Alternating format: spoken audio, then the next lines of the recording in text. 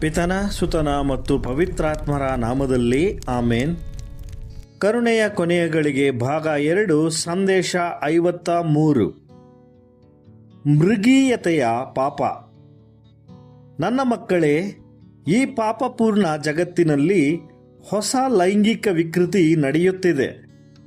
ಪ್ರಾಣಿಗಳೊಂದಿಗೆ ಮಾನವರ ಲೈಂಗಿಕ ಸಂಬಂಧವನ್ನು ಒಳಗೊಂಡಿರುವ ಈ ಮೃಗೀಯತೆಯನ್ನು ನಾನು ನಿಮಗೆ ಹೇಳುತ್ತೇನೆ. ಸಾವಿರಾರು ಅಶುದ್ಧ ಮತ್ತು ವಂಚಿತ ಪುರುಷರು ಮತ್ತು ಮಹಿಳೆಯರು ಪ್ರಾಣಿಗಳೊಂದಿಗೆ ಲೈಂಗಿಕ ಸಂಬಂಧವನ್ನು ಹೊಂದಿದ್ದಾರೆ ಮತ್ತು ಅವರು ಅವುಗಳನ್ನು ತಮ್ಮ ಪಾರ್ಟ್ನರ್ ಅಥವಾ ಪಾಲುದಾರರನ್ನಾಗಿ ಅಳವಡಿಸಿಕೊಳ್ಳುತ್ತಿದ್ದಾರೆ ಅಥವಾ ಮಾಡಿಕೊಳ್ಳುತ್ತಿದ್ದಾರೆ.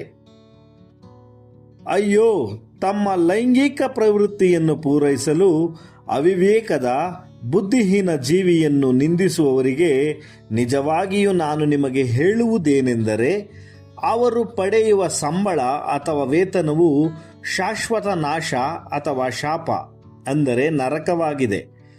ಪ್ರಾಣಿಗಳೊಂದಿಗೆ ಪುರುಷ ಮತ್ತು ಮಹಿಳೆಯರ ಲೈಂಗಿಕತೆಯ ವಿಕೃತಿಯು ಏಡ್ಸ್ ಅಥವಾ ಯಾವುದೇ ಇತರ ಲೈಂಗಿಕವಾಗಿ ಹರಡುವ ರೋಗಗಳಿಗಿಂತ ಕೆಟ್ಟದ್ದಾದ ಗುಣಪಡಿಸಲಾಗದ ರೋಗವನ್ನು ಜಾಗೃತಿಗೊಳಿಸುತ್ತಿದೆ ಅಥವಾ ಉಂಟು ಮಾಡುತ್ತದೆ.